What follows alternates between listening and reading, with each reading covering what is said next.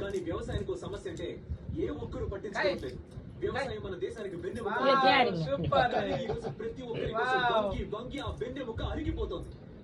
ఇండియాలోని నదులన్నింటినీ వ్యవసాయం కోసం అనుసంధానం చేస్తామని చెప్పి చెప్పి వ్యవసాయం చంపేస్తున్నారు. అదనపు నీటిని మన గ్రామానికి మళ్లించుకోవడం కోసమే ఈ పోరాటం. ఇది ఒట్టి ప్రారంభమే. పోరాడదాం, పోరాడదాం. చిన్నారి దే కొడతారు కాదు పోలీసు వాళ్ళు. అందరికీ నమస్కారం. ఎదురు పడకండి, నేనున్నాను మీకు అండగా. బాబు నమస్కారం. అది ఇటుపయ్య. నీకు తినిపిస్తాను మమ్మీ.